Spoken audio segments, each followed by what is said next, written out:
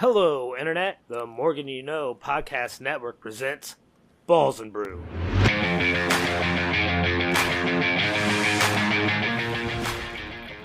Hello, good evening. It is my favorite time of the week. I get to podcast for all of you out there in internet land. Welcome to the Morgan You Know Podcasting Network. My name is Rod Morgan. I will serve as your host for this evening. This is Balls and Brew, our sports podcast here on the network. We're going to give you a little bit of sampling of some football, a little bit of NBA basketball, a little bit of wrestling. We have a special guest for football this week, but as always, we are joined by the executive producer of this podcast, the host of the wrestling podcast, the man that puts all of this together, the wonderful background that you can see if you are watching us on Twitch or YouTube or checking us out later. Not live. We appreciate you watching, listening, whatever platform you're on. Just make sure you give us a like. The man who makes all of that happen is our guy, Jimmy Jamriska. Jimmy, hello. It's been a lot more fun coming on the podcast these past 5 weeks because for the fourth of the 5 weeks, I love football. That is right. We all know what that means. The Bears won again. We will get to them shortly. Somebody else who is excited because, as I mentioned to him before we started recording and his mind was blown by this, I heard a football podcast put the Cowboys as the fifth most likely team to make the Super Bowl out of the NFC. Chris, your Cowboys are rolling. Yeah, but the real question is, Rod, how do you feel knowing that this team that you have shunned now holds the number one seed in the AFC? Right? Shunned. You said shunned last week. Pick your thesaurus up, old man. The team that you lauded as inferior Nice. That's not are bad. now number I'll one take seed that. in the AFC. That takes a is lot because wonderful. you're not quick anymore. That was good. I got to give him credit for that, Jimmy. He's getting better and better. That podcasting school is really paying off. Shout out to you Major League fans that get that reference. Let's go to our football handicapper, the man who's making the picks, the man who studies the numbers, the man who knows entirely too much about NFL referees. He's our guy, Josh Williams. Josh, hello. What's up, boys? I just cannot get a 2-0 ATS week underneath me. Last week we had the Dolphins. That was good, under 18.5 points, but could not get the Vikes there. The Vikings got into the red zone 6 different times and came away with 1 touchdown. So felt like I ran pretty unlucky there. But, Rod, you will tell me that I should never, ever bet on Carson Wentz. So shame on me. No, see, you don't need to give me credit for that. What that was, Williams, that was actually just an alert. I set this podcast network up with an alert that anytime someone starts to believe in Carson Wentz, that my voice just comes in and goes, alert, alert, you are betting on Carson. I mean, it's not even me. That's just the thing that happens. Don't ever bet on Carson Wentz again, and that system won't be triggered. I mentioned we'd have a special guest. I received a text message a few days ago, and our man, the Cowboy, Derek Smith, he said, Rod, I got to come on the show. I got some Packers takes. So I said, of course, Cowboy. We love having you on. Derek, hello. Oh, it's good to be here. I haven't been on. Now it's been 2 times in the last couple of weeks here, so maybe we can make it a regular thing. Absolutely. Derek is going to give some Packers thoughts. He'll be with us as we go along and do what we normally do here on football. And he's going to join us for a little bit of basketball, fun stuff here on the network. But we always start one way. We get everybody warmed up. They do not know this is coming. This is the cold, open question of the week. And this week, the question is simple, gentlemen. What is the dumbest thing that you do? And what I mean by that, okay, is I will tell you what the dumbest thing that I do is. Numerous times, I'm talking an insanely crazy amount of times throughout the day, I create jingles for inanimate objects or things that other members of my family say, right? So let's say I'm walking into the kitchen as the Mrs. Morgan you know is literally asking Van to pass her something. She's like, hey, Van, will you go get me this out of the cabinet, right? And I will walk in, cabinet, hey, cabinets, right? I'm just make a jingle up for cabinets, no reason, right? What I also will tend to do is I will make songs up to the A-Team theme music, or Jimmy, you remember this one, the Crime Stoppers theme. I will do a lot of jingles just throughout the house where I will be like, our dog needs walked, no one will take it out. Like I do this all the time, Jimmy. It is the dumbest thing that I do. I create jingles and sing them out loud. Rod, it doesn't surprise me. Your dumb thing that you do is both creative and annoying. So that's two that's two right Very there good. for you. Very good. It takes one annoying person to be an annoying person. Mine is also musical. I don't know why I do this, but often I'll just whistle the theme to Robin Hood, the cartoon. The guy's plucking a little Nice. guitar. I'm not going to do it now because I don't have to. But I will do that throughout the day. Why not? Just kind of make myself smile, make other people look at me weird. By other people, I mean like my family here. I'm not doing it in Walmart. Maybe I do it in Walmart, but lower volume. So yeah, little whistling. Just good day. Shout out to that soundtrack. Solid music in the animated Robin Hood back in the day. I absolutely love that, Jimmy Jam. That is a great answer. And I'm not Chris, gonna be able to stop doing it now. what do you got for us, Chris? What's the dumbest thing you do? Well, just to piggy up back quickly off your guys' music takes, my song of choice when I'm singing to myself is "Don't Worry, Be Happy" by Bobby McFerrin. All Okay. the time, over and over again, for decades now. All right, but really, the dumbest thing I do is I work and I sweat and I constantly have to fix my glasses, push them up. I know how to solve this problem, guys. I just don't do it. I've been wearing glasses my entire life since the 3rd grade. It's been a problem forever, and I refuse to do anything about it. It's just a part of life now. So when you say do something about it, are you talking contact lenses? Are you talking LASIK surgery? Or are you talking just one of those straps that goes around the back of your head and just permanently keeps your You see, glasses Rod, up? there are many options to fix this issue, and I have done none of them. Listen, very true. You have 3 options in front of you, and you have chosen none. That is definitely dumb, Chris. That is a good answer. I love that. Williams, what do you got for us? What's the dumbest thing you do? I also do the stupid musical. Exactly what you do. I put in different words for. I deliver to a certain manufacturing company. Their name is Renault. All of a sudden, I get the jingle wiggle it instead of wiggle it, I put Renault just a little. It's the stupidest thing ever, and I can't help it. Every time I get a package for Renault, I got to deliver it to it and say Renault just a little bit. It's stupid. Shout out to So stupid. 2 Rooms, right? Is that who's credited with Wiggle It? Is that 2 Rooms? Is that if we look that up on Spotify, is that who sings that? It could be. I'm not Could exactly they be sure. a sponsor? Do they want a new jingle for their company? I like where your head's at, Chris. Cowboy Derek, you're new to the cold open question. Gone. I prepped you for. Oh, we lost the cowboy. All right, hopefully he comes back in and gives us his Packers He's like, take. I can't sing. I gotta leave. Oh, Williams, I was a little bit off. It's not 2 room. It's 2 in a room. I was pretty close though when I said 2 rooms, 2 in a room. How about that? Listen, do not challenge me on useless 90s music knowledge. All right, but that's not what we're here to talk about. We're here to talk about the NFL and one of the craziest games in the history of the National Football League went down last week between the Denver Broncos and the New York Giants. Jackson Dart was fired up on the sidelines. He thought for sure he had just brought his New York Giants back to beat the Broncos, and the Broncos scored 33 points in the final quarter. A missed field goal, not a field goal, a missed extra point. Williams, what other craziness am I missing from that game? Yeah, absolutely insane. The Broncos were down 19-0 going into that 4th quarter. This was the record: 1,602-0. A team when leading by 18 points with 6 minutes to go in the 4th quarter. Now that record is 1,602-1 because the Giants blew that game.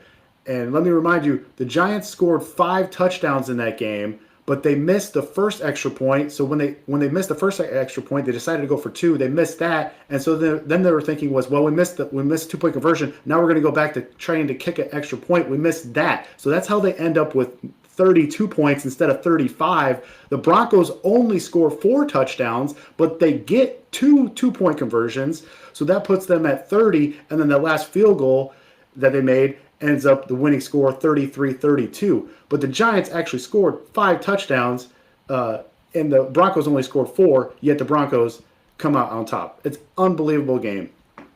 That's crazy. 1,602. Like, we hear small sample size all the time. That might be one of the largest sample sizes you've ever thrown out at us about a stat. Jimmy, Were you checking this one out on Red Zone? How much of this game did you see? Did you only catch highlights? What are your thoughts? No, we did red zone because we had the Bears and then or the Colts, or whatever it was. Listen, the Broncos missed the highest point total scored in a quarter by 1 point. It was 34 by the Lions. 46 points were scored in the fourth quarter of this game. I'm not a fan of either. I'm fine with whatever. I couldn't handle it. And you knew that kicker was something was gonna happen. Yeah. The kicker misses the field goal. You're guaranteed overtime. Guaranteed overtime at worst. And still couldn't get it done. I feel bad because honestly I think the Dart and Scatterboo, like, it's cool, it's fun. I'd like them to win. It's horrible. Oh, what a game. What a game. Chris, I sent a text to you boys early on in that game when the Giants were looking good, and I said, hey, my Giants pick at the beginning of the year starting to look a little bit live. That's on and then you. That's all it took for the Giants to let the Broncos score 33 points in the fourth quarter. I mean, if you're a Giants fan and you're watching this game, right, and it's starting to look like, okay, are we still this old Giants team that can't win? And you start seeing plays where a ball gets tipped and somehow miraculously goes into the arms of your player and he's able to jaunter into the end zone untouched, right? You're like, oh, this is perfect. This is meant for us to win the game. You don't have plays like this and lose, right? Well, you do when you're the Giants. Or you do when it evens out, right? Like the other crazy thing about this game, each team had a tip ball that went to another guy that ended up scoring a touchdown. So it's like karma evened out on that. It was absolutely weird. Chris, I love that you said if you're a Giants fan, you're going crazy during this. Another thing we always like to do week to week is check in on our three favorite teams here on this podcast, the Colts, the Bears, and the Cowboys. Jimmy alluded to it earlier. He's got his Bears hat on. There was a big fiery speech from Dennis Allen in the locker room after the game, Jimmy. It was the Dennis Allen revenge game. But what are your thoughts on the Bears? Their running game is unbelievable right now. And now Ben Johnson has to go to the passing game again. You know, people are getting on Caleb a lot for not being as accurate as he needed to be. Didn't have to happen. You know, we had over 200 yards rushing again. So I think we'll be okay there. Caleb is going to come out, and he's got a tough Baltimore defense. I know they're not good this year, but it's Baltimore. It'll be tough. I think the defense played terrific. Little concerned a little bit in that third quarter, end of the second quarter, but other than that, I couldn't be happier. This is amazing. What's his name? Mungahaga? What's his name? Kyle Monangai. Kyle Monangai. Looked There real you go. good. That guy- Real good with Swift. Yeah. Yep. That guy- and then DeAndre Swift too, right? It's almost like, hey, DeAndre, this rookie guy's getting some runs behind you. You better start picking it up. And all of a sudden he was cutting and hitting holes hard there. Chris, you're an impartial Bears observer here. What do you see in this 4-game win streak?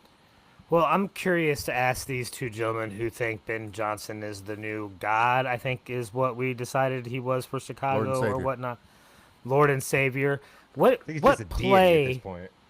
and what play is called when your center pretends to hike the ball and then just stands up and looks around like he forgot what his job is? Is that in the Ben Johnson playbook? It's play 7, Chris. Play 7. I was gonna say, Williams, you're a playbook guy. You got any insight for Chris on this one? It's only the first year. There's still a lot of crinks and different formations that we got to. This wasn't the first snap this center ever played before, right? Yeah. You'd hope There's not. still a few things we got to clean up. But hey, the Bears. When's the last time the Bears won 4 in a row? Like I get the competition, but yeah, 2006 when they lost the Super Bowl to the Colts. probably.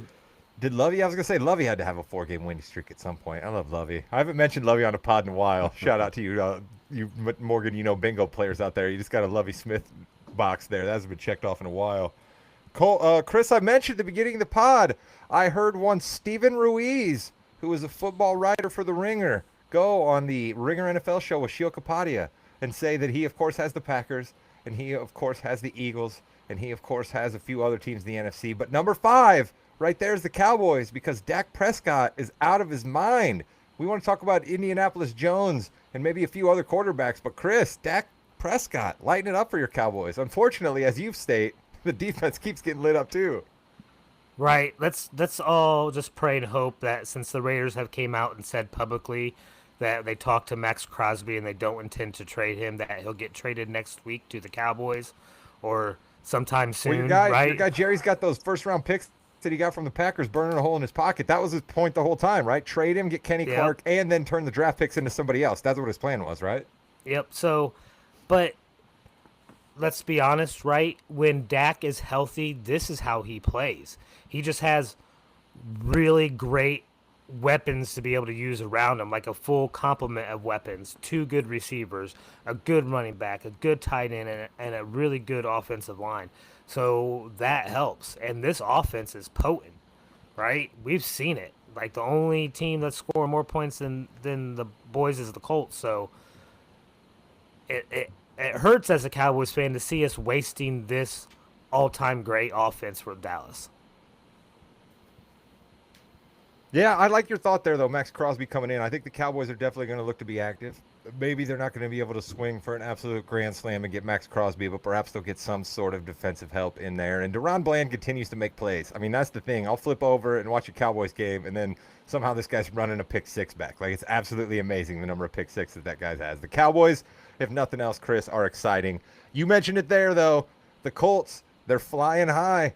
Jimmy, I don't know about you, but I kind of got the feeling that a lot of people thought the Colts were going to fall back to earth this game versus the Chargers. They were going to go out to L.A. They lost out in L.A. before, right? The Chargers defense, Justin Herbert's going to tear this Colts team apart. And Justin Herbert tore the Colts team apart, but they certainly couldn't stop the Colts either, and this train just kept rolling. I think the problem with the Chargers was they took too long to score. I believe they had 20 straight plays at one point, and didn't come away with points. Colts were handily winning this game, and the Chargers were able to come back. It's the defense. Their offense is on, no question about it. That defense still worries me, though.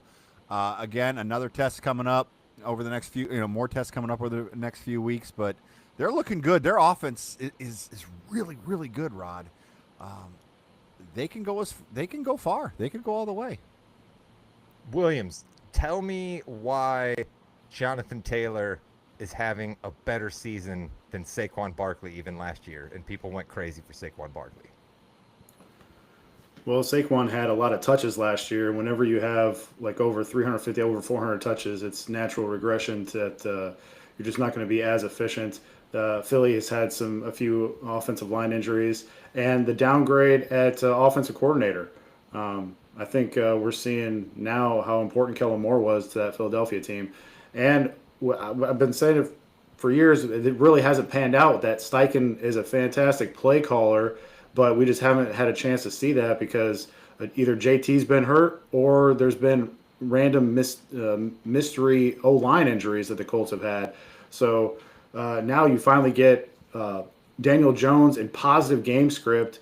It's so important for the Colts to get out to an early lead, and JT is finally healthy. And so they've been just tearing it up this year. And let me tell you how efficient this Colts team was. And you, Rod, said it. That it said some people thought that they had some regression coming to them this last week. That was me. I thought the Chargers were going to clip them. But get this, the Colts, the stat that is unbelievable for the Colts here, more points per drive. Are you guys ready for this? More points per game than the 2007 Patriots right now.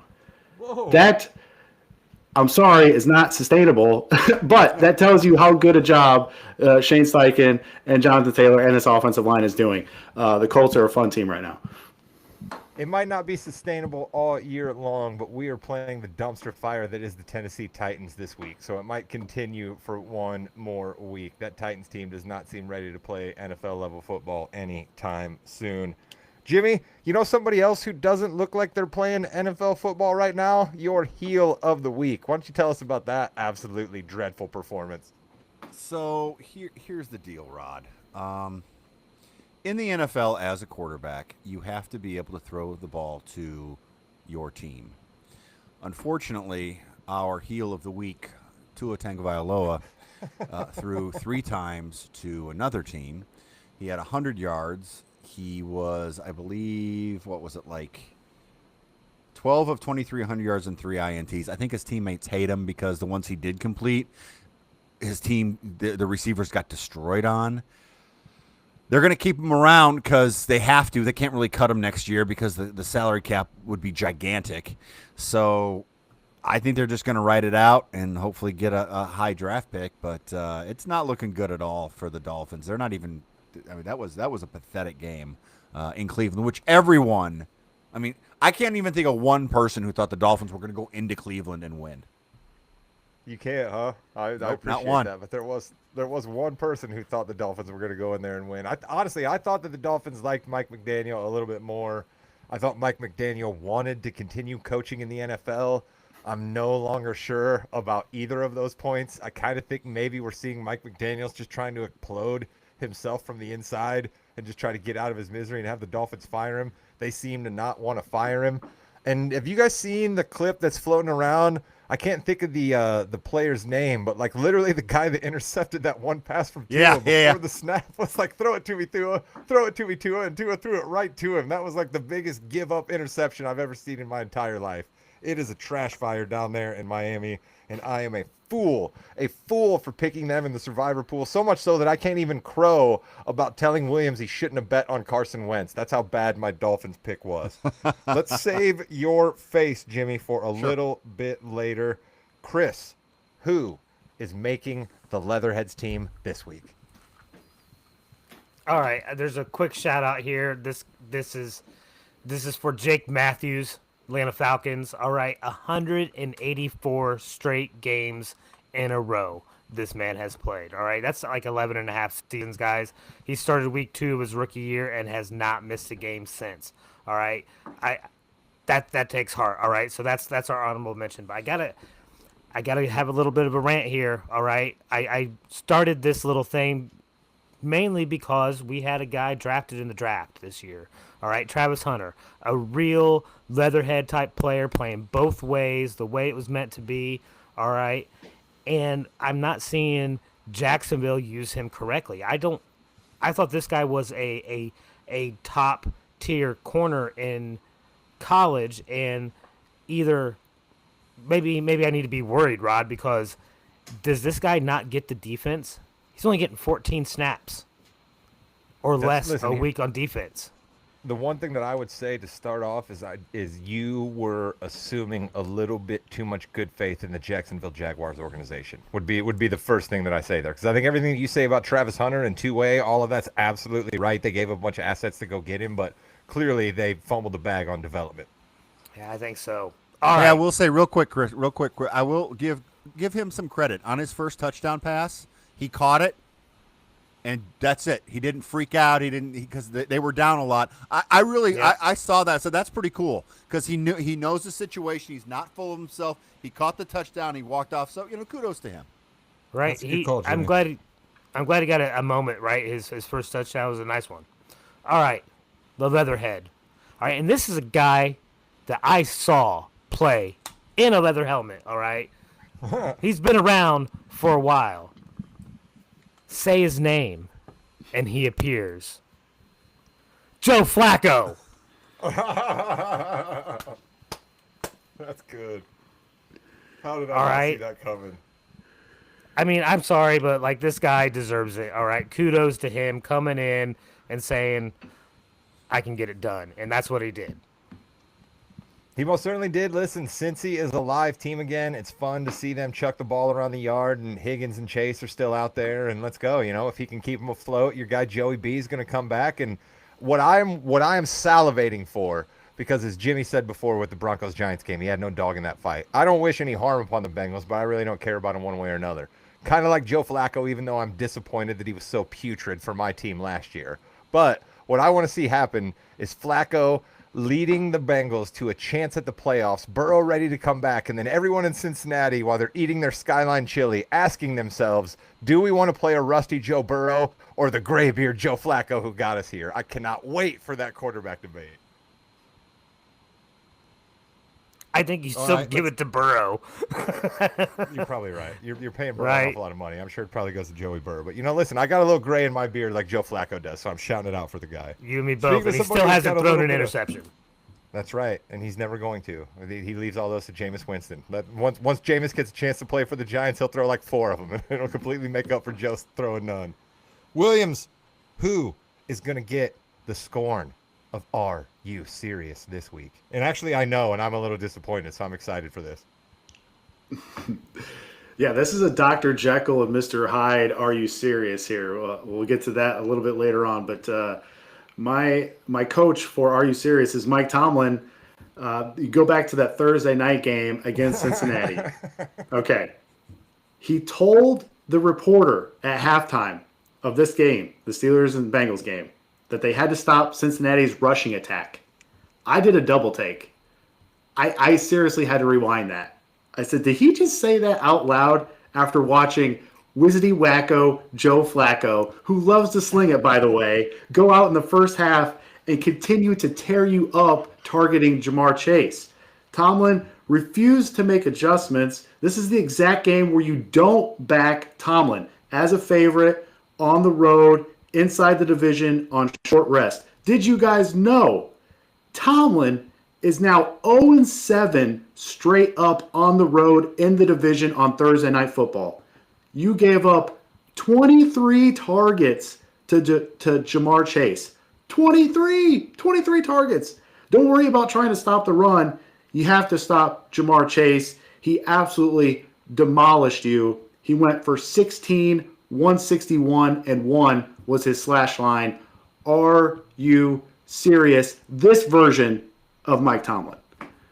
Oh man, I gotta say, the Tomlin rah-rah spot brings me an awful lot of joy. Mike Tomlin in dark sunglasses, even though there's not a speck of sunshine in the sky, it brings me an awful lot of joy. But you're probably right, Williams. You made a good case.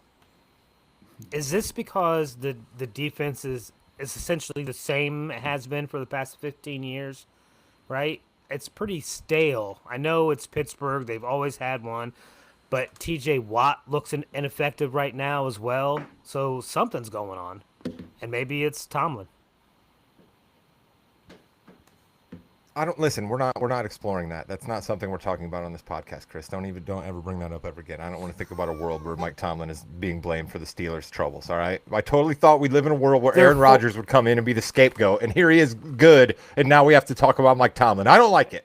And they're 4-2, and you guys are acting like it's the end of the world. Like, I hate the Steelers, and I can't even say that they should be questioning Tomlin when all he does is win, and now he's 4-2, leading the AFC North. Yeah, well, you know what? Speaking of Tomlin, he's taking on the Green Bay Packers, and that's Williams' first against the spread pick. Josh, what do you got for us? Okay, so yeah, that is why I said that version of Mike Tomlin was the Are You Serious? Now I am taking the Steelers +3 -113 on Caesars because this is the time to go with the Steelers. This is the biggest Tomlin rah-rah spot there is all year. Steelers coming off a road loss where they were the favorite. Now they are the home dogs. Extended rest to prepare. Rodgers playing against his former team.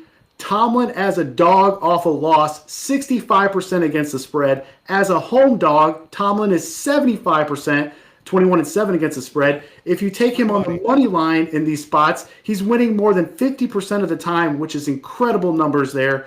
Since 2007, the Steelers as a dog, period, 64, 34, and 3 against the spread under Tomlin. That's 65%. The Packers have lost, or their last 4, very lackluster performance. Gave that game away versus Cleveland. Then they let Dallas hang around for a tie the following week. Chris remembers that one. Then they let Cincy hang around and cover. Then last week, another flat performance versus Zona. They were lucky to win that. Now this is their second road game in a row, traveling cross country. And Rodgers, this is obviously Rodgers' first game ever versus Green Bay. Last 3 games, he has 7 big-time throws down the field and is averaging a full yard more per attempt than his first 3 games. Rodgers is one of the best quarterbacks in the league versus zone. He is at 8 yards per dropback compared to only 4.4 versus man. The pack plays zone at the 4th highest rate in the league. So you have all those factoring in. This is the ultimate revenge spot for Rodgers. We've seen a lot of revenge spots work out this year. The Bears versus Matt Eberflus in Dallas. Rico Dowdle versus Dallas. The Bears getting revenge on the Fail Mary. So a lot of revenge aspects going their way. I think this is Rodgers' revenge spot here, +3. Give me the ultimate Tomlin rah-rah spot here on Sunday Night Football. Tomlin rah-rah mixed with revenge. Sounds like you're absolutely cashing to me. Jimmy, your thoughts? Aaron Rodgers almost hit that Hail Mary. People aren't talking about that.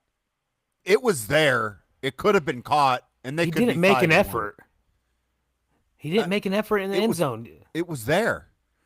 So, yeah, they're good. And honestly, as a Jordan Love fantasy owner in a league I actually had to pay money for, he hasn't been doing very well lately.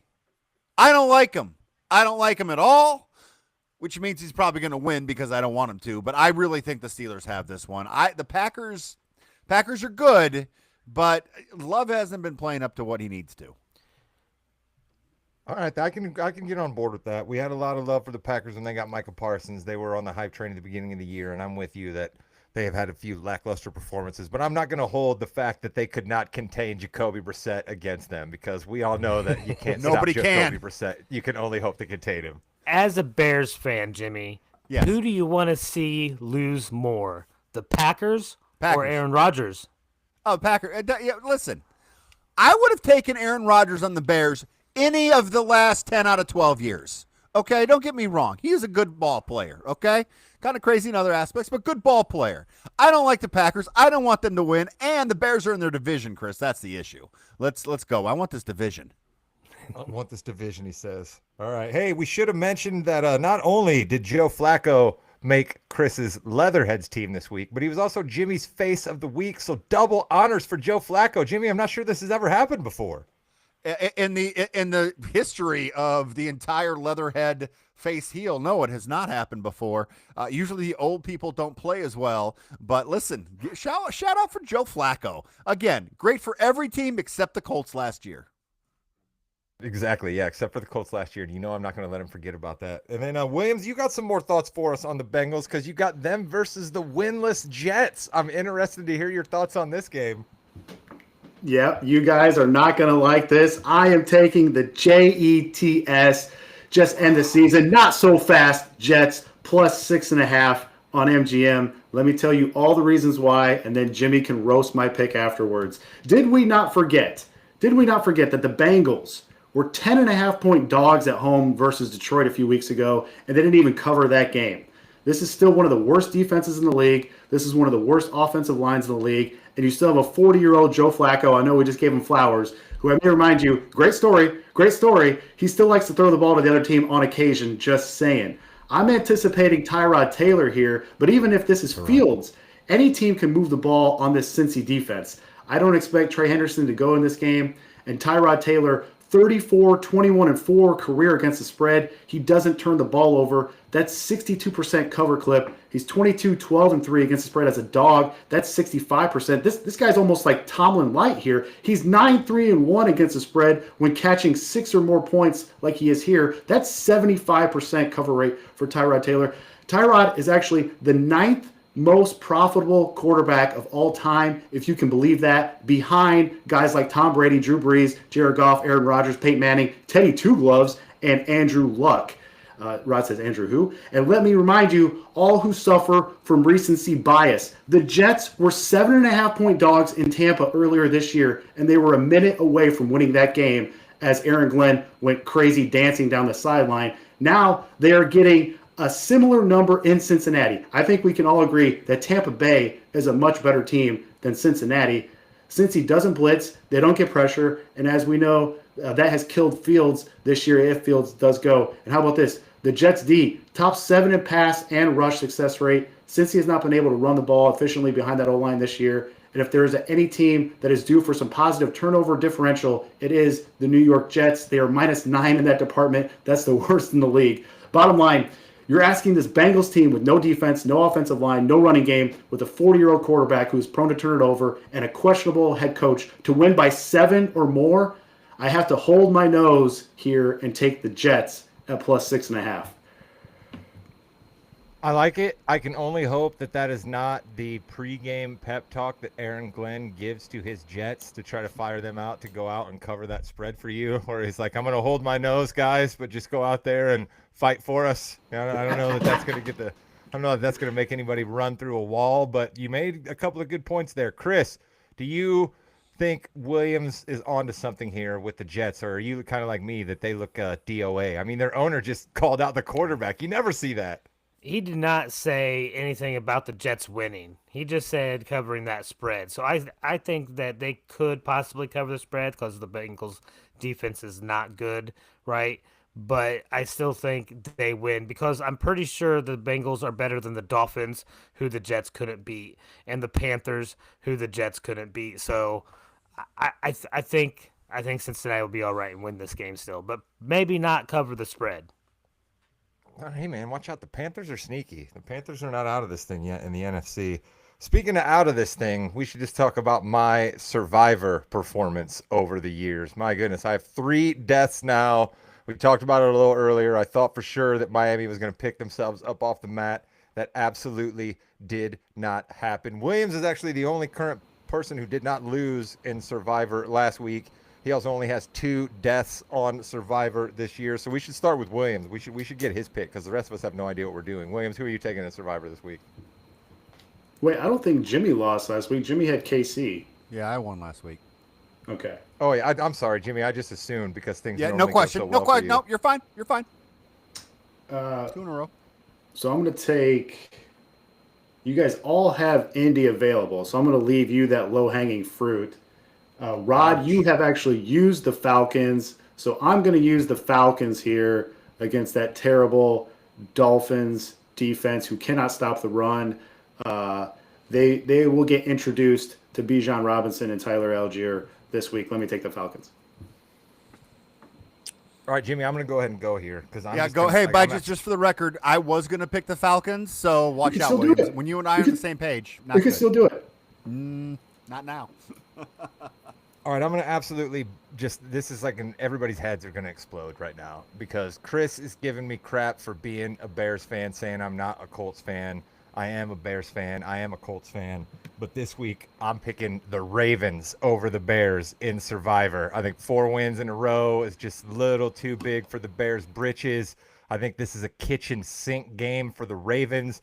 They got rid of bags. They got rid of ping pong. They got rid of foosball. All of the fun in the locker room has been taken out. John Harbaugh wants us all to know that he didn't do it. It was the players themselves that decided to do it. So that's how serious they are. Sounds like Lamar might be coming back.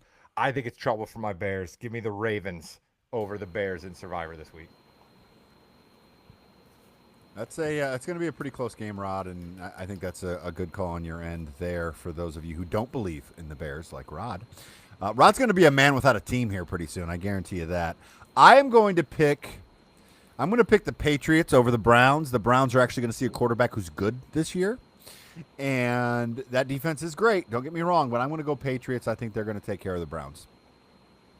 Like that pick, Drake May is single-handedly saving my fantasy team. Chris King. Give me the Colts. Chris takes the low-hanging fruit. I like it. I tried to take the Chiefs last week, but Jimmy beat me to it, so I went with the Falcons and lost, and now I'm back on the snide. Speaking of not on the snide for you, Chris, you can crow to all of us right now because your Wins League squad is on top with 31. Had a good week last week, didn't I? Good job, Not Chris. too many Yes. Bad weeks. 6 wins. Williams, you're clocking in at second with 29. I'm in third with 26. And Jimmy Jam, this is why I just assumed that your Survivor pick lost last week, my friend. You got 21 in the Wins League. Not going well for a couple of your squads. Let's see. Falcons, Cardinals, Commanders, Titans, Jets. Yeah, not good. Not good at all. Browns won. That was good. Broncos won. Took a miracle, but they did.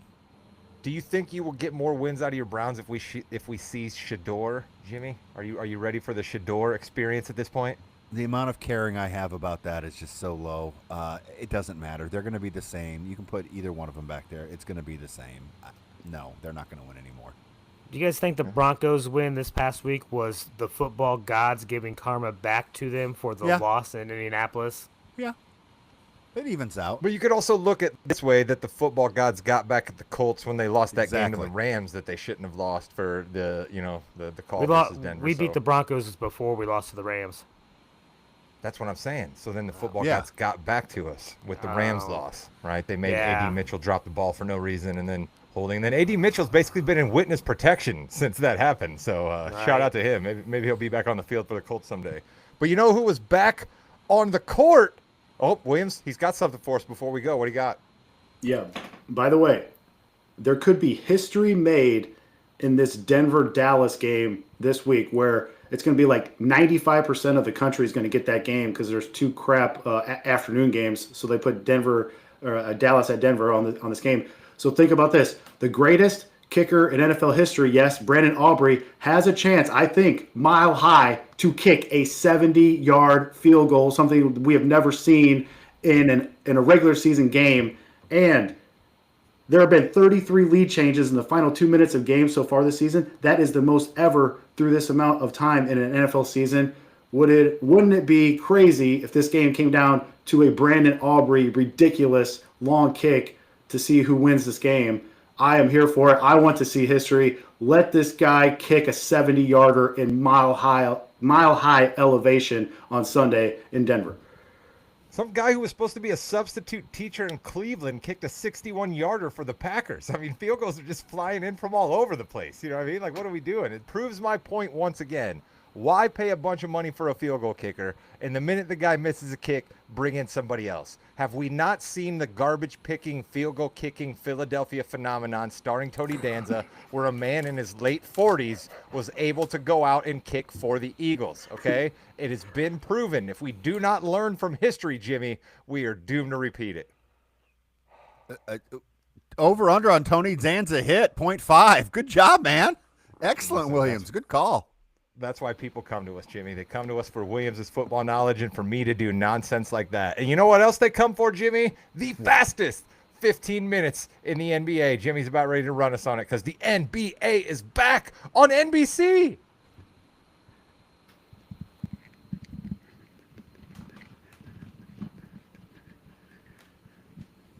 Welcome to the Fast Break, the fastest 15 minutes in the NBA. Jimmy, Rod, and Chris are here. I'm going to try to do one thing real quick here, gentlemen. Let's see if this works. There we go. Here we go. Here we go.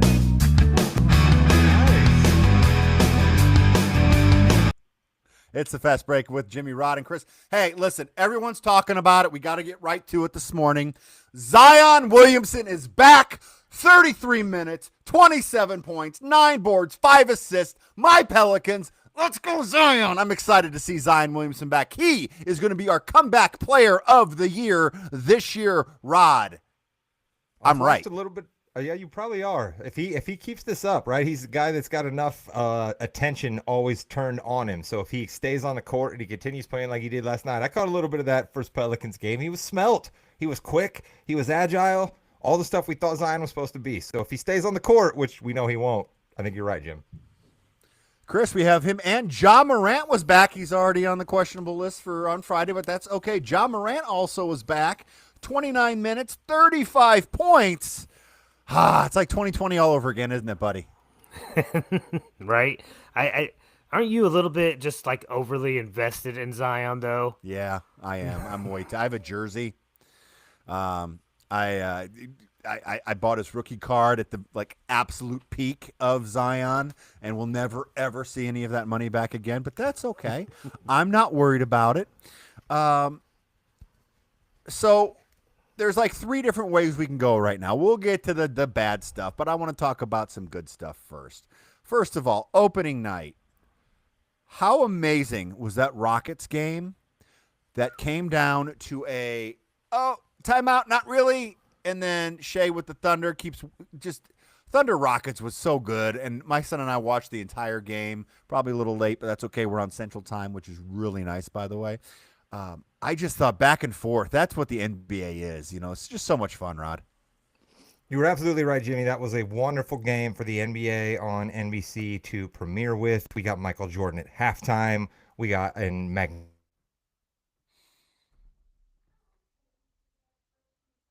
intro. I mean, we got Round Ball Rock back. It was absolutely wonderful. Jamal Crawford was a good surprise on the mic. Yeah. I'd heard him a couple of times do some NBA TV games and some TNT stuff, but I thought him and Reggie and Mike Tirico were very, very good. But Jimmy, you know me. I see things in the game and I spin it forward. And what I can't help but think there is we made a big deal about the Rockets starting 6'7", 6'10", 6'11", 6'11". But what happened at the end of the game, there was nobody who could guard Shea Gilgeous-Alexander, because Kevin Durant is nearly a 7-footer, got crossed up by him, fouled him, put him to the free throw line. So I think the Rockets are maybe going to have to look around the league and see if they can get one more wing type, because as much as I want that to be Reed Shepherd, Jimmy, whoo, he looked a little lost. You know what? Tough night for Reed. Didn't handle the ball very well. Around December 15th, 16th in there, maybe a little call to Washington for C.J. McCollum might help a little bit with that point guard. He's just going to chill there for a while. Chris, what were your thoughts on that game?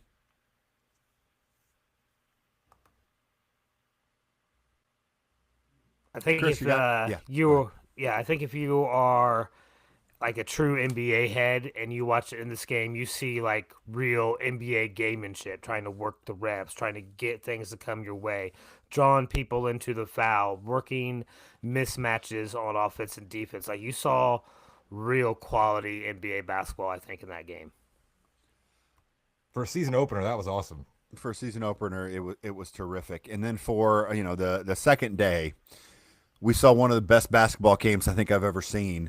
There's so many stats on the Wembanyama performance. Again, you watch the whole thing. I watched the entire game up until when he went out, obviously, and it was over. Brian Windhorst had some stats today that Wembanyama took 2 3-pointers, and he didn't take less than 5. He only took less than 5 twice, I think, last year. He took 70% of his shots from inside the paint. He dominated 40 points, block shots, doing this step back threes. Rod, unbelievable.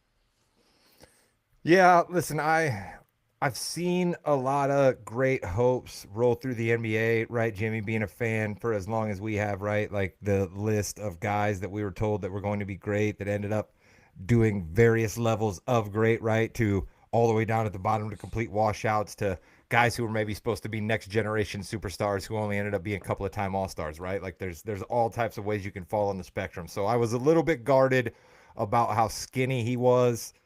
I still frankly see some of that skinniness in trouble in Chet Holmgren in the, in that Thunder Rockets game. You just saw some times where he was getting beat around by actual men out there. So, but Victor solved that problem by going and working with the Shaolin monks and apparently lifting every day this offseason, because you can tell he is thicker. You can tell he is somehow quicker. You can see he's even taller, if that's somehow even possible. Like I love what you mentioned, Brian Windhorst. I love what he says. There are no limits when it comes to Victor Wembanyama, and that's kind of where I'm at now. I'm not putting any limits on this guy. He might be able to win 4 or 5 MVP awards. He's certainly going to win the next 6 to 7 Defensive Player of the Year awards, and if he stays healthy and the Spurs bring in a few other pieces, they're going to be tough. Really tough. Speaking of, we are in such a good place right now, Rod, because we have someone who has literally seen every professional basketball player play basketball. He was there when the first bucket was put up. Chris King, have you ever seen anything like Victor Wembanyama? I was nervous when Victor got drafted. I thought that the possible cons of the future outweighed whatever he could possibly bring. And the first few years have been up and down. Flashes of real possibility, but let's get through a full season. But this is something that I have to stop doing and putting limits on people, right? Because for one, that was a spectacular performance he put on the other night. For two, we live in a world now where a guy who plays professional baseball can go out, strike out 10 dudes, win the game, and hit 3 home runs in a game 4 to go to the World Series, all right? So we can see that we are living in a time where we can be in the midst of something that's going to be truly special and great. So, I mean, as long as this dude stays healthy and stays, I think, yeah. I don't think there's anything we can do. I don't think there's going to be another Defensive Player of the Year if he keeps playing like that either. It's just going to be him every year. Every year. We also would be remiss. It was Cooper Flagg's debut as the number 1 pick in the NBA draft, and he had a steal. First possession of the game, steal. Pass to AD. AD throws it up. Cooper comes down, and the tomahawk miss on the jam there, and really kind of set the tone for the rest of his first half. He did come back and had 10 and 10 to end, but I mean, it was fine. Nothing major. he looked okay. He didn't do anything special in that. But really, all positive news as far as the games go. But We have to do something about this situation. The momentum is dying. I don't understand no more distractions. But I do believe we should all follow one path in life. Hubris and ego and pride. Sorry, all that was a complete lie.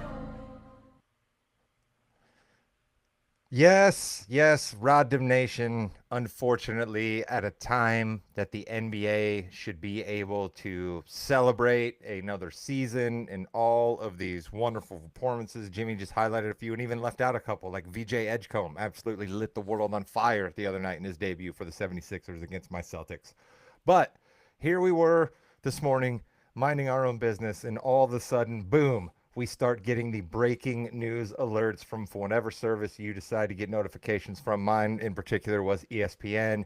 The FBI is arresting Chauncey Billups. What? Then seconds after that, the FBI is arresting Terry Rozier. What? In connection with gambling. And then more and more stories start to filter out, and you find that there's poker games being played in back rooms, and Chauncey Billups is luring people back there, and the Italian mob's behind it, and Terry Rozier's throwing games, and Damon Jones is telling people when guys are sitting, and Damon Jones is really, really close with LeBron, and a LeBron game is now wrapped up in this, and it's just, we talked about how getting in bed with professional gambling could be thorny, and here we are, okay?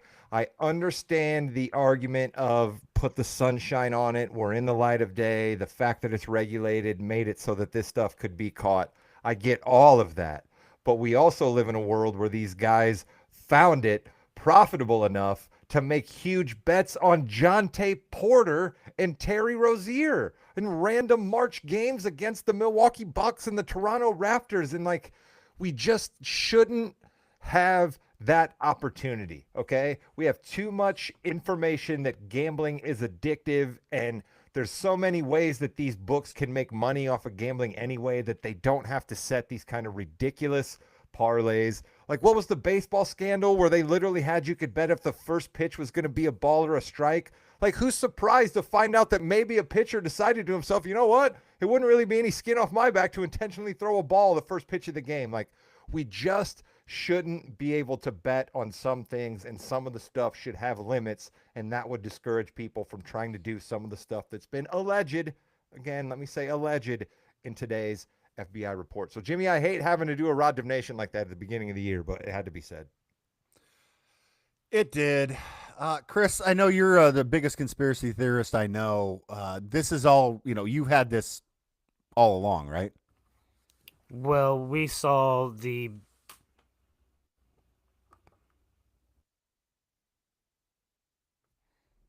Chris, you there, buddy? Can you hear me now? Roger.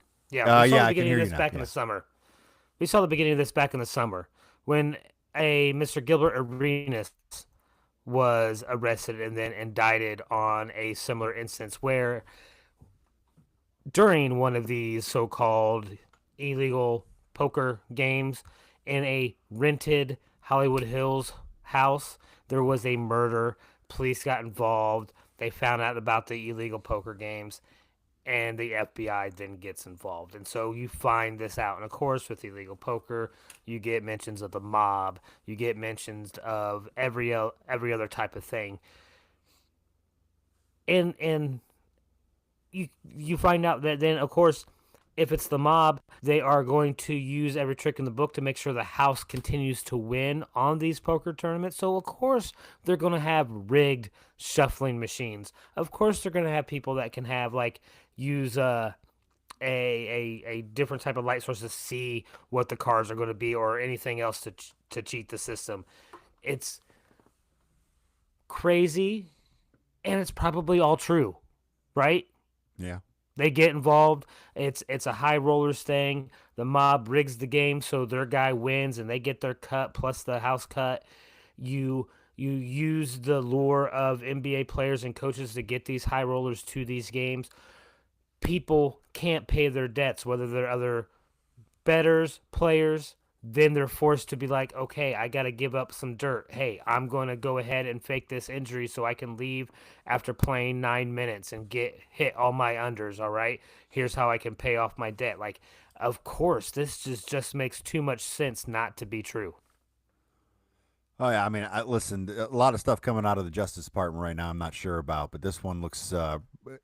When the indictment is that big, you know they've got something. You know, when the indictment's a half a page, probably don't have very much. And this is big. I mean, a sitting NBA coach is no longer a coach in the NBA because of this. And No I longer think going to be associated with the NBA at in any all. way, shape, or form. I'd imagine. No, done. And honestly, It sounds like a scheme out of Goodfellas, right? Yeah, Oh, it yeah? does. It Well, sounds it's the same exactly thing with the Donaghy something. thing. And, you know, honestly, this is just going to come down to the NBA is going to have to tell their teams by 10 a.m. Eastern, they're in or out. That's it. It Yeah, this doesn't is matter. good, buddy. Hey, could they maybe play? Oh, maybe. Yeah, well, guess what? They can't play. They're either in or out at 10, and I'm sure someone will be able to figure out how to manipulate that as well. This has been going on for decades and decades, and it's just a little easier now to place those bets, I think. And I like to your call to about 10 a.m. Rod's, though, Jimmy. Yeah. Oh, I'm sorry, Chris. Go ahead. well, to your point in Rodham Nation, Rod, the NCAA just passed a ruling that's going to allow college athletes to bet on pro sports. So now you're going to have a situation where now these college athletes can get essentially addicted to betting on the professional sports, and by the time they become professionals, they're going to be like, okay, now I have information that I didn't have before. I have friends still that are in college. I mean, it's a whole new thing, and then you're going to have these 18-year-olds with this millions of NIL money betting daily on gambling sites. And there's no amount of money that doesn't want you to have more money, apparently. I mean, we see that in the world today. We've seen that. Obviously, Chauncey Billups has made, if not hundreds, tens of millions of dollars in his career, and is making a few $1,000,000 a year as a coach as well. And just whatever happened with that. So before we get to the Kings hardwood hierarchy, I do want to mention a couple other things. And then Rod and Chris, I want you to talk about anything you want to too. Rod, the Clippers, did they just give up? And the Jazz are going to win the championship. Is that how this is going to go? The Jazz scored like 80 points in the first half. Like, seriously? Nothing better than one game overreactions, right? The Clippers are done. The Jazz are winning the championships. Or my 1 week overreaction, the Philadelphia 76ers have the best backcourt in the NBA. Tyrese Apparently. Maxey and BJ Edgecombe, absolutely unstoppable. They torched the Celtics. Although I'm not entirely sure how fair that is. My Celtics, woo-hoo-hoo.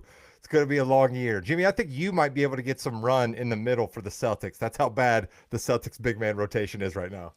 Yeah, not looking very good. And shout out to Joel Embiid. Hadn't played in 8 months. Didn't play very well, but played. So that's a step in the right direction. I'm not saying that because he's on my fantasy team. I'm just saying that because it's nice to see that he was back playing. Didn't play in the fourth quarter though, Jimmy. I gotta admit, I found that a little bit. This is a guy making $50-some million, and a couple of years from now he's going to be making $65 million, and your coach chose to not have him out there for the fourth quarter. I literally think he's on a whatever minute restriction. I think it's like 20 minutes. And Fine, he's done. have the minutes that he can play be in the fourth quarter if he's your best player. Yeah, he played 20 minutes. Yeah, it's 20 minutes and done. So that's what it is for Joel. Chris, anything you want to hit on before we get to the Kings hardwood hierarchy? No, but you did steal my thunder just a little bit because the Clippers will make this list. Bring it up. All right, here we go. The Kings hardwood hierarchy. Cue it.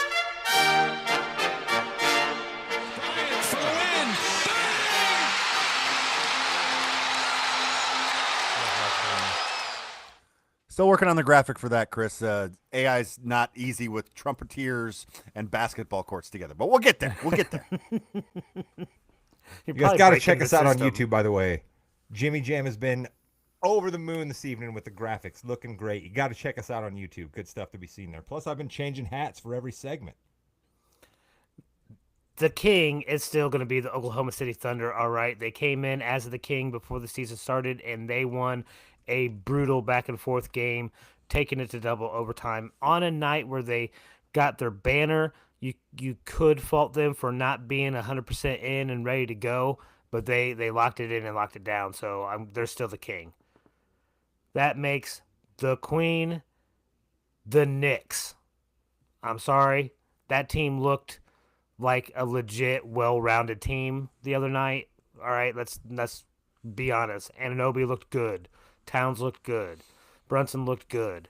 So yeah, they impressed me probably more than just about anybody else.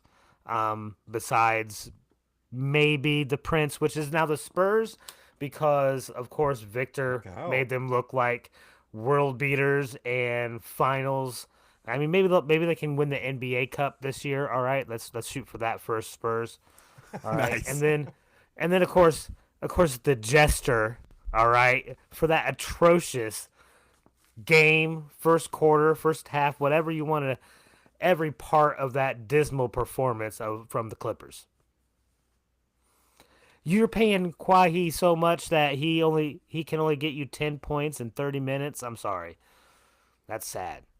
And he got outscored by five other Clippers. Five other Clippers outscored Leonard, and they still they couldn't win. If Aspiration had not gone bankrupt, they would have asked him back for the $28 million.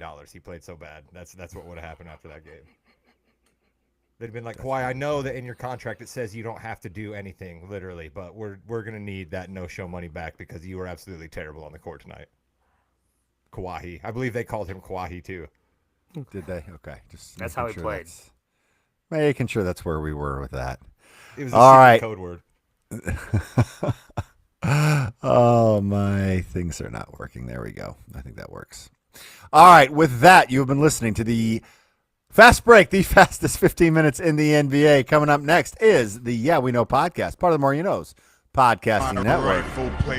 Like, comment, and subscribe. Goodbye, Internet.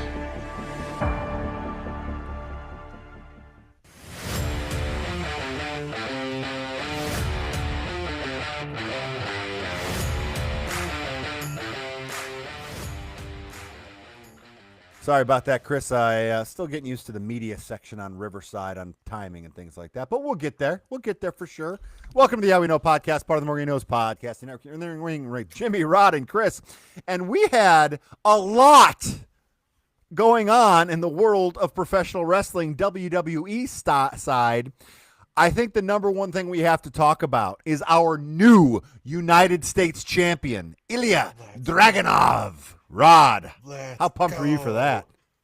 Oh, my goodness, Jimmy. I literally, you get to the point where you're a little disillusioned of storylines sometimes. You're a little bit like, what are we doing? What's happening? My guy's down. You know what I mean? I'm like, I need a pick-me-up. And then I'll be damned if that Russian who just has so much passion and can sell like nobody's business comes waltzing down that ring and he beats Sami Zayn. And, man, I was like, this is why I love wrestling. Let's go. Absolutely loved it. I got a new favorite guy, Jimmy. I'm a Dragunov guy. I'll wear the Seth hat in honor of my guy while he is on the shelf, but I am officially a Dragunov guy. Let's go. I really wish the solo walkout would not have happened until after the match was over, but it didn't really have anything to do with the end of the match. I was fine with that. Chris, were you surprised that they gave it to Dragunov there? You had to have been, right? I was shocked. Absolutely shocked. I was like, okay, he's back. We know he had this bad injury. Let's see how good he is on this match back, right? So I expected to see not that, right? I'm sorry, but I did it. I was floored. I was so happy. I'm not a Sami Hogan. I mean a Sami Zayn fan. I'm just happy. Wow.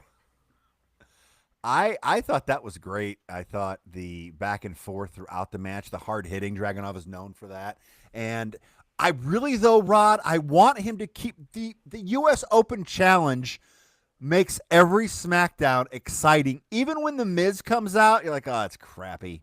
And then he wasn't the guy. That was great. But I really like that, and I hope they keep that moving with Dragunov. I think that'd be cool. I don't think they're going to, though. No, I'd imagine they won't. And that was the thing that you kind of knew that, Sammy wasn't long for the belt when he whipped out the challenges. And it was cool to see people come back, right? That's the other thing that's good about the open challenges is it gives you a nice platform to bring somebody in, right? Dragunov, boom, immediately gets a cool storyline. So that's wonderful. But yeah, I'm kind of with you. I don't think Dragunov's going to be. I'd love to see him wrestle every week, but I don't know that he's going to have open challenges. Mm-hmm.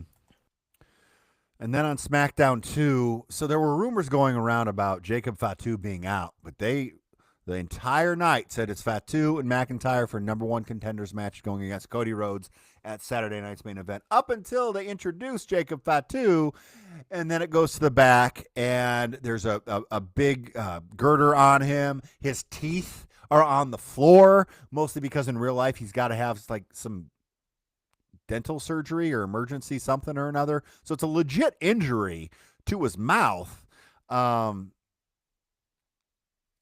They handled it the best I guess they could have in that aspect. I will say it's his hometown, and you're giving us Fatu the whole time when you know it's not going to happen. If you're going to bait and switch like that, Chris, giving us a world championship match on the fly is a pretty good bait and switch.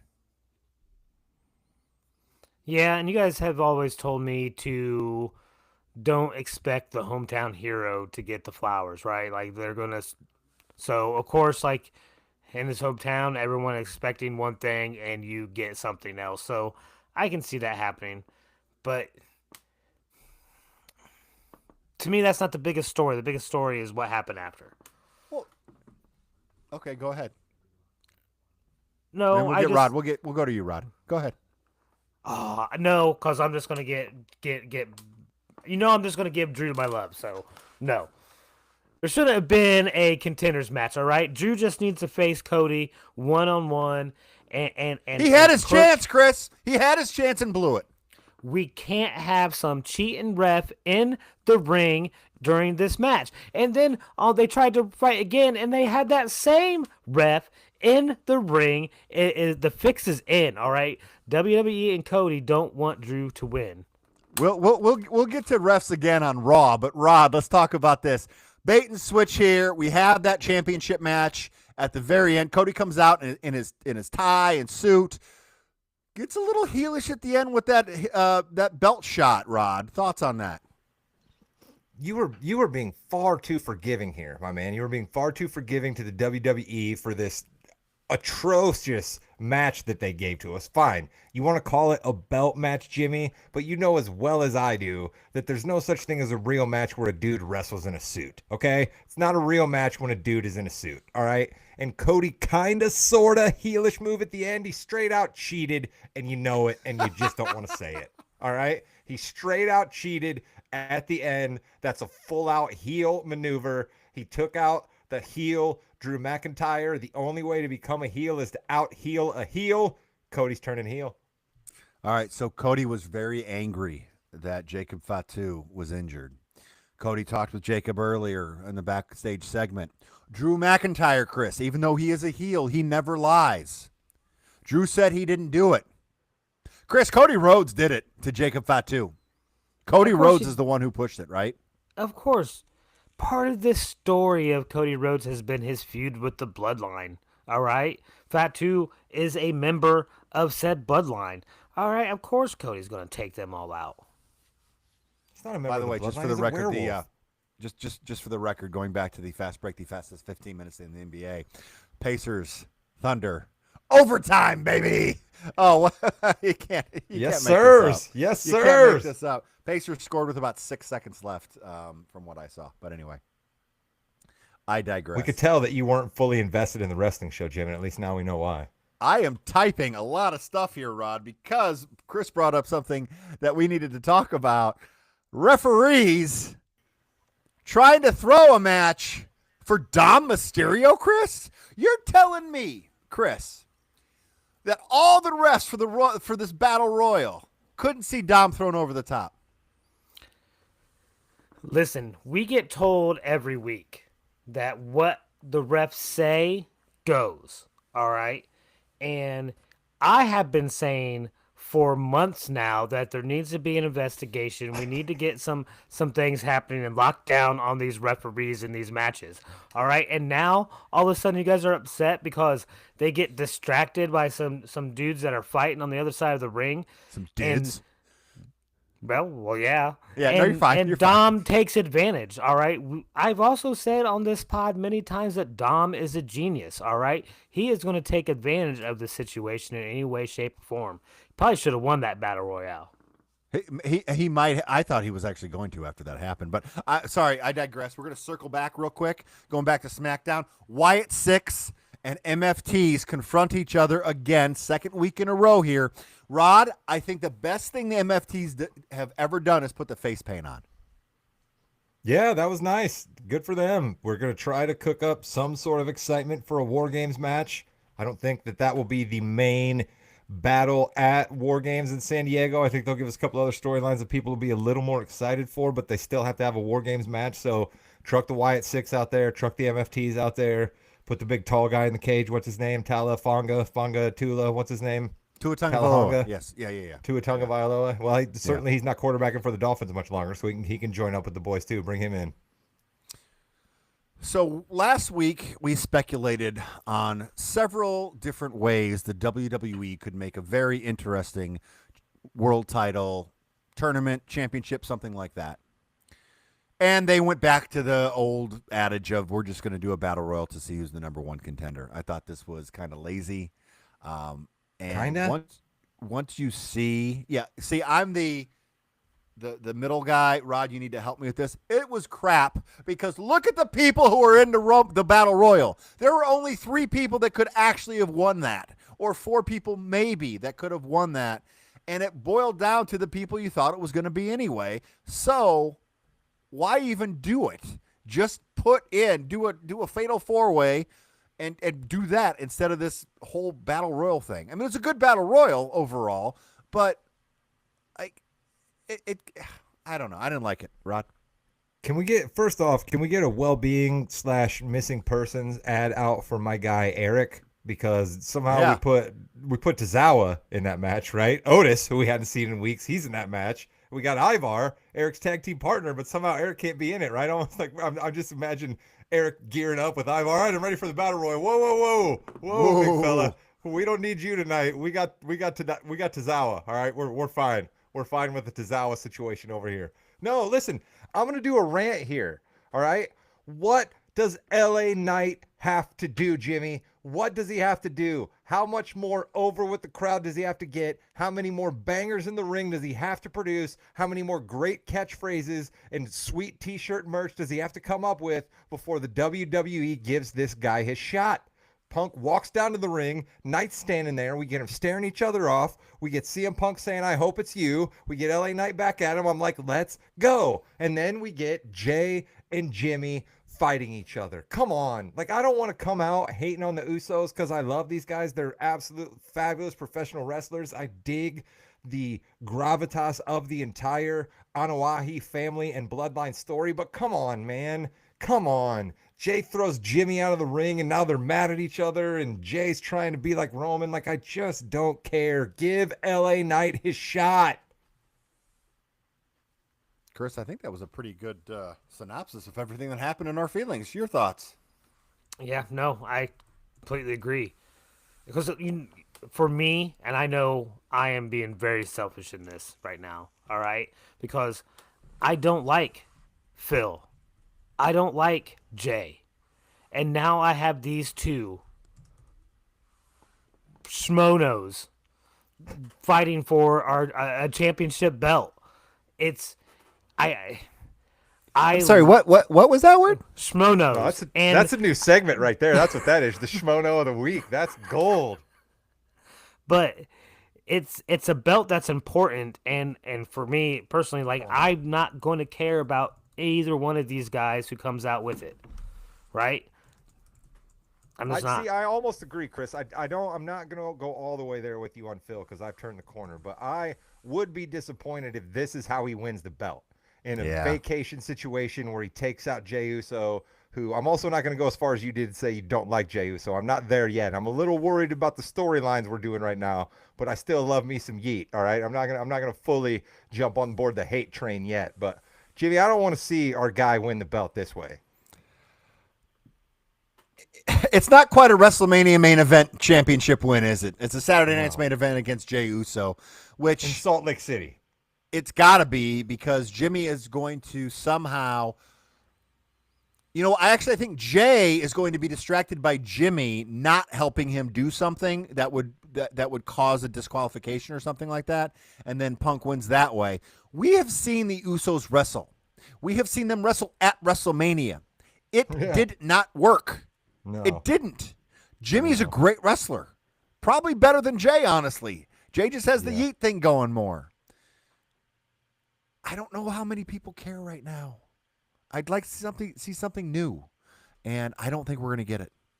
Here's the other thing, Jimmy. We got to go in on this. Why in the world are you bringing out Heyman, Breaker, and Reed at the beginning of the show? Breaker's carrying the belt. As angry as it makes me, he looks like $1 million damn carrying the belt. You're getting heat. You got Heyman in the ring with Pierce. You're getting heat. Then you get heat backstage, and neither one of them are in the match. Come on, Jimmy. What are we doing? They can be in the match and lose, and you get even more heat. Why are they not in the match?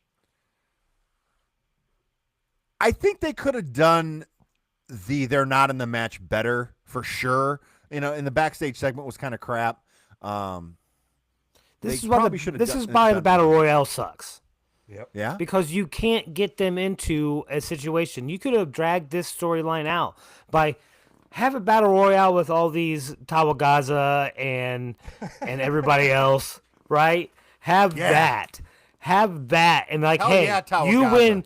You other guys on the low cards, like you win this battle royale, you get a spot in this 10-man or 8-man, whatever, right? And then you can have your Jay, Jimmy, your Braun and Bronson, your LA Knight, and your Phil, right? I don't believe Phil deserves to have a match for the title automatically. Stop it. Even though you don't like him, you know he deserves it. He needs his rematch still, right?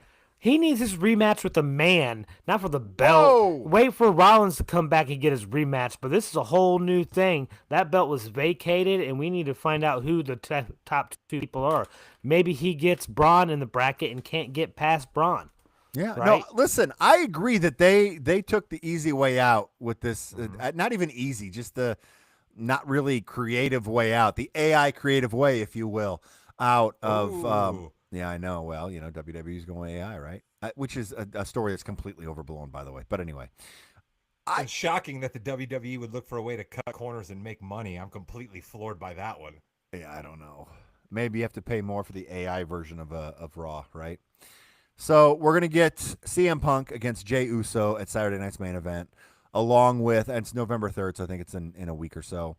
And then we also have... It's November 1st. It's Saturday. November 1st, Yeah, November 1st. And then we also have Cody Rhodes and Drew McIntyre. See, again, that's what I mean. Chris, you're going crazy at the beginning of the show. Your guy's got another championship match on Saturday night's main event. How many championship matches do you want Drew McIntyre to get? As many until he has the belt. I don't know if we're going to have two changes on one show. Here. Just as long as you admit your hypocrisy here. I'm not going to be happy until Drew has a belt and LA Knight has a belt. They're competing for almost the same. Well, I guess they're not really competing for the same belt, but. And then finally, we have AJ Styles and Dragon Lee defeating Finn Balor and JD McDonough, who haven't even put up the titles in 100 days or something like that. It's been crazy. Styles and Lee winning the belts. I love it. Styles is kind of on the upward swing here. Give a little rub to Dragon Lee, who's very, very good in the ring. Just they haven't done anything with him. So are we calling this tag team AJ Lee? Is that what we're calling this tag team? It has to be AJ Lee. Unbelievable marketing. Has to be AJ Lee. Love it. Yeah. Let's call this tag team AJ Lee. I'm all about it for AJ Styles. And I also, Jimmy, love the fact that we had a match versus him and Finn, right? And we had some good stuff with him and Finn back and forth. I'm trying to talk this into existence, Jimmy. Like we have a record on this podcast of being able to talk a few things into existence. I want this Bullet Club thing to happen. Let's go. I would love to see the Bullet Club thing happen for one last run. And honestly, Finn and the Judgment Day have not been seeing eye to eye as much, really for months and months and months now, even probably a year. Why not? Let's just end it. Dom could stand on his own at this point, right? We got Raquel and Roxanne are doing enough to, and then Liv will come back, and then there's a feud cooked up with them, and then JD can just go and be a guy with the big head who fights people and loses. You know what I mean? It's fine. And there's no more Carlito too, right? Where's the comic relief? He got let go a long time ago. Yeah. Listen, he was making way too much money, Chris. They could Way bring too in much our time. truth again. He's Nah, still that- around. The time has passed. R.I.P. Karrion Cross as well. With that, you have been listening to the Yeah We Know podcast, part of the More You Knows podcast network. You're in the ring with Jimmy, Chris, and Rod. I'll tell you what, we did 3 shows for you this evening, and we got out in under an hour 20. That is pretty darn good. We thank all of you out there with us, and all we ask is you tell a couple of friends. Get us a couple more listeners, a couple more viewers. That's all it takes. Goodbye, net. Yeah. Yeah. No respect for LA We miss Knight. you, Seth. We miss you, Seth.